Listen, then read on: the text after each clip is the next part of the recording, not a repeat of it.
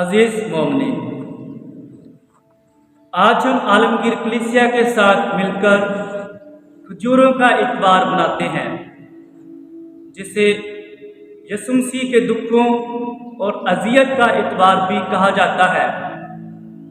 हम आज से 2023 साल पहले यसु मसीह के यरूशलेम में शहाना दाखिले को याद करते और मनाते हैं।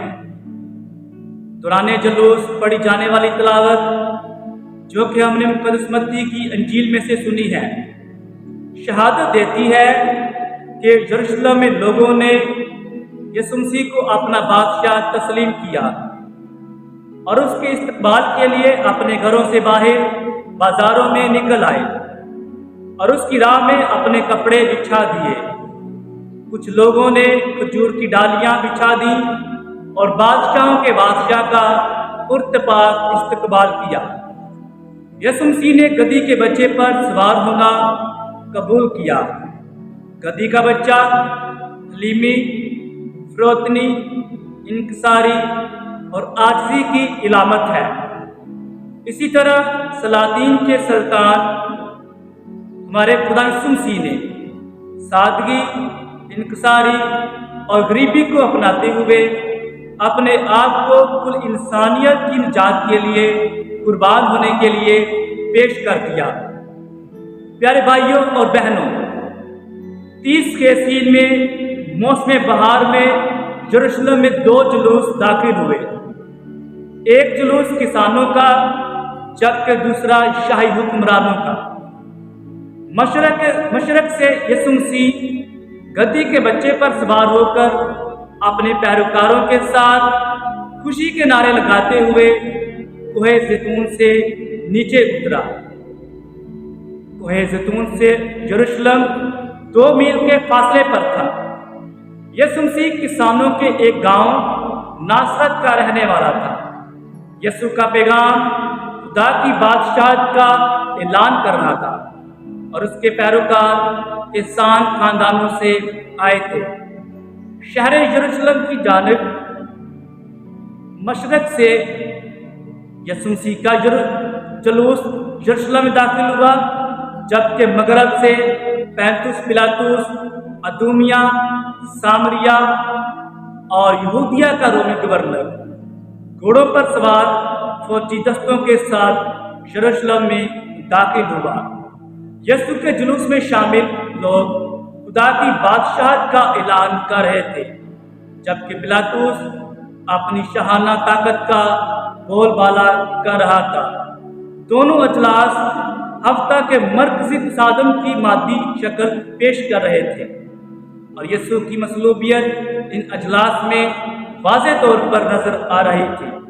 जैसा कि मुक़द्दस मरकज़ अपनी इंजील के 11वें बाब की पहली 11 आयात में फरमाते हैं कि यसु का यरूशलेम में दाखिला पहले से तयशुदा था।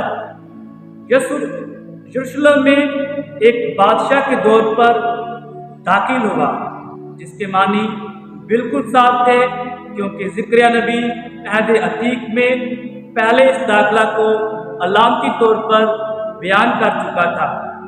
ज़िक्रिया नबी बयान करता है, ए बेटी सेहून तू नहायत शादमान हो, ए बेटी यरूशलेम खुशी से ललकार, देख तेरा बादशाह तेरे पास आता है। वो सादिक और मुखलिस है, वो हलीम है और गधे पर, बल्कि गधी के बच्चे पर सवार है। यसु मसीह दानिस्ता तौर पर यरूशलेम की मशरकी जानब से शहर में दाखिल हुआ, जबकि पिलातुस जिस्मानी ताकत, रोब, जलाल और शाहाना इख्तियार से, जिसे वो पूरी दुनिया पर हुकूमत करता था, के साथ शहर में मगरबी सिमत से दाखिल हुआ। यसु मसीह का यरूशलेम में दाखिले का पिलातुस के दाखिले के मुतबादल मकसद था कि खुदा की बादशाहत का ऐलान किया जाए। बादशाह गधी के बच्चे पर सवार होकर ज़मीनी जंग खत्म करेगा, न कि बगी या फिर जंगी घोड़ों के साथ। अक़वाम को अमन से रहने का हुक्म देगा और यसु امن کا بادشاہ ہوگا۔ پلاطس کے فوجی دستوں کے جلوس کا مقصد پلاطس کی شاہانہ طاقت اور اس کی رومی شاہانہ الہیات کو ظاہر کرنا تھا کہ سب شہنشاہ روم کی پرستش ایسے کریں جیسے ایک دیوتا کی پوجا پاٹ کی جاتی ہے۔ یہ یہودیہ کے رومی گورنروں کی یروشلم میں یہودی تہواروں کے موقعوں پر عام مشق تھی۔ مشکل حالات میں بھی وہ شہر میں گشت کرتے رہتے تھے۔ پلاطس کے ساتھ ساتھ فوجی دستوں کا مقصد انٹونیا کے قلعہ میں رومی فوجی چھاونیوں کو مستقل طور پر مضبوط کرنا اور قائم کرنا تھا تاکہ وہ یہودی ہیکل اور یہودی عدالتوں پر اپنی طاقت مسلط کرے۔ حیرت انگیز بات یہ ہے کہ رومی گورنر کسانوں کے جلوس سے خوف زدہ تھا۔ ایک نئے بادشاہ کی آمد پر اسے اب اپنی سلطنت کا خدشہ تھا کہ کہیں یہ نہ ہو کہ اس کی بادشاہت اس کے ہاتھ سے جاتی رہے۔ عزیز مومنین، ان دنوں میں بادشاہ اکثر جنگ کے دوران گھوڑوں پر سوار ہو کر جلوس کی صورت میں سفر کرتے تھے، لیکن امن کے وقت گدھی کا بچہ استعمال کیا جاتا تھا۔ تب بادشاہ ایک حلیمی کا نشان سمجھا جاتا اور جلوس کی صورت میں اسرائیل میں داخلے کے لیے بادشاہ روایتی گھوڑا استعمال کرتا تھا۔ پہلا ملوک اس کے پہلے باب کی 38 سے 41 آیات میں بیان کیا گیا ہے کہ جب سلیمان بادشاہ کو بادشاہ مقرر کیا جاتا ہے تو وہ کس شان سے اپنے باپ داؤد کے شاہی کھچر پر سوار ہو کر جلوس کی شکل میں تخت کی جانب آتا ہے۔ یسوع مسیح زکریا نبی کی پیشن گوئی کو پورا کرتے ہوئے یروشلم میں ایک امن کے بادشاہ کے طور پر داخل ہوا۔ آج کی انجیل مقدس خاص طور پر اس بات پر زور دیتی ہے کہ یسوع مسیح جلوس کے لیے اس گدھی کے بچے کا انتخاب کرتا ہے جس پر پہلے کبھی کوئی سوار نہیں ہوا تھا۔ گدھی کا بچہ جس پر کبھی کوئی سوار نہ ہوا ہو ہمیں عہد عتیق کے ایک واقعہ کی یاد دلاتا ہے۔ اور اب تم ایک نئی گاڑی بناؤ اور 2 دودھ پلانے والی گائیں جو چوہے کے نیچے نہ آئی ہوں لو، اور ان گائیوں کو گاڑی میں جوتو اور ان کے بچڑوں کو ان کے پیچھے گھر میں بند کرو اور خداوند کے صندوق کو لے کر گاڑی میں رکھو۔ پیارے بھائیوں اور بہنوں، یسوع مسیح کا شاہانہ استقبال کیا گیا جس کا صرف بادشاہ یا پھر آرمی کے کمانڈرز مستحق ہوتے ہیں، جیسا کہ ہم پہلا مقابین اس کے 13ویں باب کی 51 آیت میں رئیس شمعون کے بارے میں سنتے ہیں، اور سنہ 171 کے دوسرے مہینے کی 23ویں تاریخ کو فتح کے نعرے اور کھجور کی ڈالیوں اور بربتوں اور چھانچوں اور سارنگیوں اور گیتوں اور راگوں کے ساتھ کہ اسرائیل میں سے بڑا دشمن مٹا دیا گیا ہے، وہاں اس کے داخلہ کا جشن ہوا۔ اسی طرح کے استقبال کا ذکر ہمیں دوسرا مقابین 10 باب کی 6 سے 8ویں آیت میں ملتا ہے، جب یہودی آرمی جنرل یہودا مقابی کو خوش آمدید کہتے ہیں۔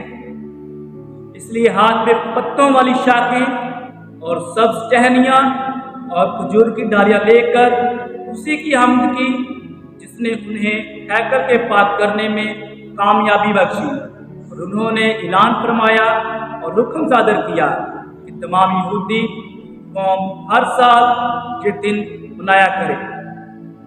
عزیز مومنین، وہ ایماندار مومن جو یسوع کے ساتھ جلوس میں شامل تھے، وہ ہاللویا کے نعرے لگاتے اور اونچی آواز میں زبور 25 اور 26 کے الفاظ دہراتے تھے۔